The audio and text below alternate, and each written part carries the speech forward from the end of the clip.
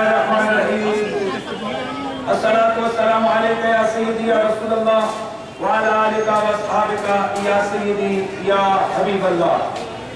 हज़रात गिरामी, आज का ये अजीम शान इज्तिमा पहले एहतजाजी मुज़ाहिरा और एहतजाजी इज्तिमा, ये इस हवाले से बहुत सारे लोग सवाल कर रहे हैं कि वो जो मलऊन जिसके खिलाफ आप ये सदा एहतजाज बुलंद कर रहे हैं वो तो ऑलरेडी जेल में जा चुका है, दफा 295C उस पर लग चुका है और मजिस्ट्रेट की अदालत में वो इतराफ़ जुर्म कर चुका है। अब उसको सजाए मौत हुई कि हुई, फिर आप लोग एक इशू बनाकर क्यों बाहर निकलते हैं? तो हज़रात गिरामी, यही वो सवाल है जो बहुत सारी एजेंसियों के लोग हमसे करते हैं, यही वो सवाल है जो इंतजामिया के दोस्त हमसे पूछते हैं कि ये तहरीक फिदायान खत्म नबुव्वत को क्यों फआल किया है तुमने? ये अल्लामा अज़ीज़ुद्दीन कोकब और फयाज़ हसन चौहान और दीगर उलमाए अहले सुन्नत ये मैदान अमल में क्यों निकल कर ये सराय एहतजाज बुलंद कर रहे हैं? वजह क्या है? जब गुस्ताख जेल जा चुका, अब एहतजाज का क्या तुम बनता है?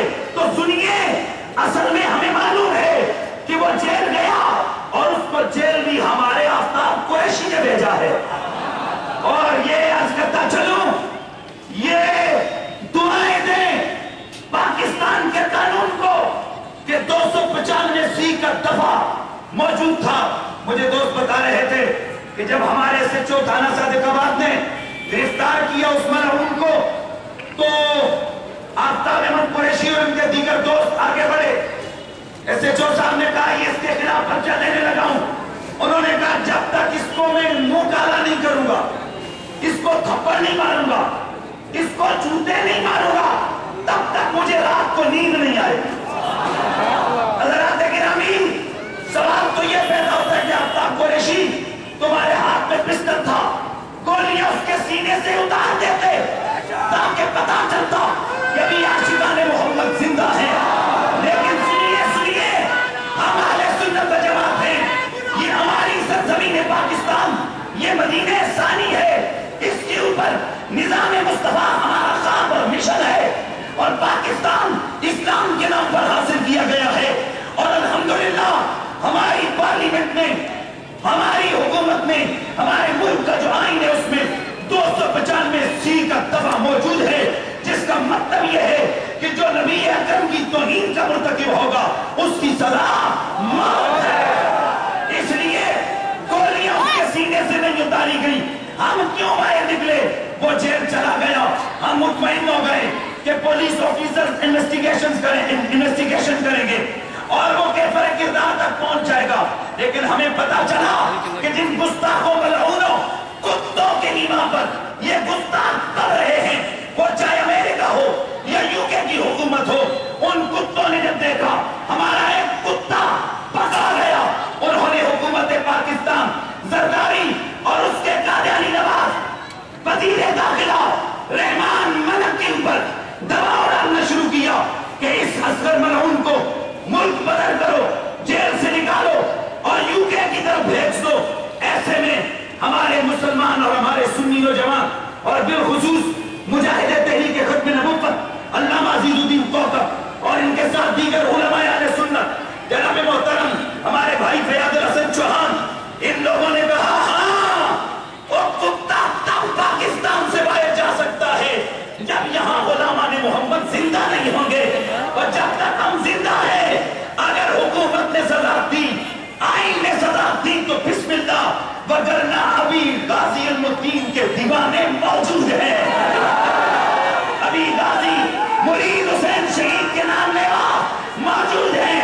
और यहाँ आज मैं अभी फयाज़ हसन चौहान साहब से पूछ रहा था क्या यही पर एहतजाज होगा? इन्होंने कहा नहीं, आज तो हम ये मीडिया के जरिए हुकूमत की आंखें खोलना चाहते हैं और कादियानी नवाज वजीर दाखिला रहमान मलक को बताना चाहते हैं ये तो अभी एक इलाके के गुलाम निकले हैं नबी के, और अभी तो ये मोहल्ले से निकले हैं, और अभी तो ये मोहल्ले की मसाजिद के उलमा की काम पर निकले हैं। और जिस दिन हमारे अकाबरीन ने गाल दी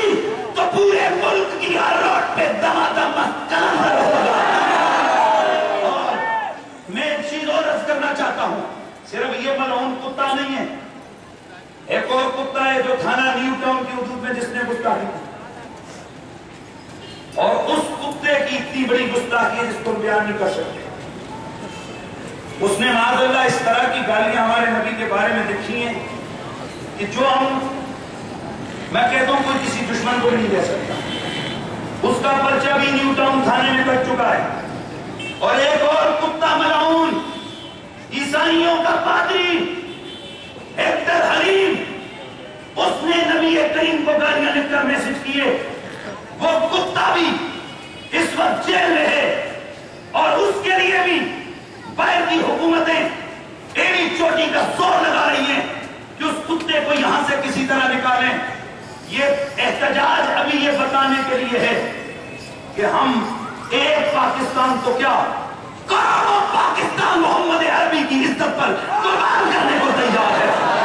ہم اس قانون کے ماننے والے ہیں جو قانون محمد عربی کی ناموس کا دفاع کرنا جانتا ہو.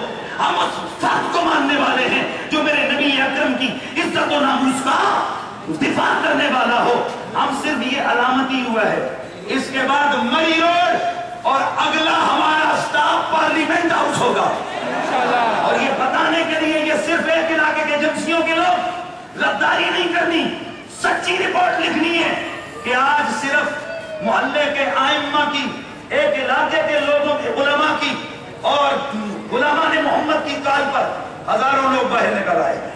اور ابھی کتنا ہمیں انتظامیہ نے دوستوں کو کہا کہ بھئی یہاں تو ہم یہاں رک گئے، لیکن اگر ہم دیکھیں گے کہ ہمارے نبی کی عزت اور ناموس کے گستاخوں کو کسی طرح سے بھی پروٹیکشن دی جا رہی ہے تو پھر ہم کسی ایسے قانون کو نہیں مانتے جو ہمارے نبی کی عزت کرنا نہ جانتا ہو.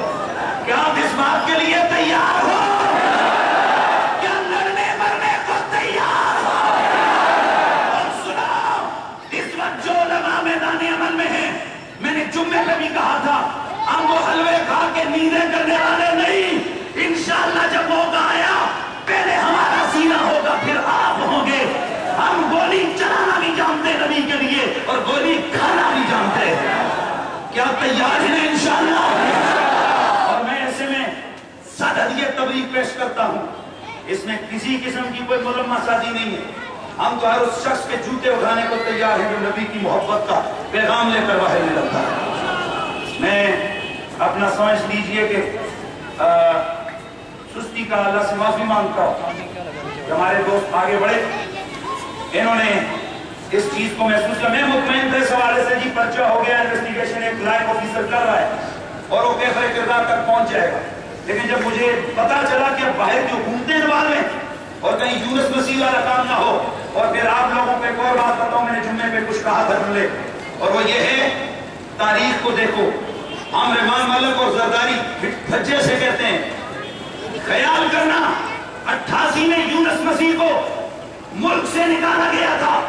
1.5 مہینے بعد بے نظیر کی حکومت ختم ہو گئی تھی.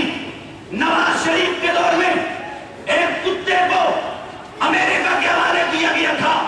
صرف 3 مہینوں کے اندر بھاری میگٹ ان کو ڈبو گیا تھا.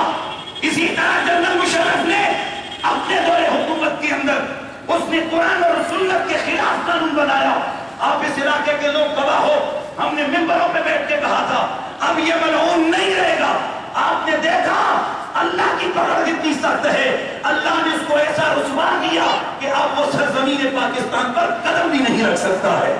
ہم کہنا چاہتے ہیں زرداری صاحب، ہماری آپ سے کوئی اور سیاسی خرش یا چپکرش نہیں ہے، رحمان ملک آپ سے نہیں ہے.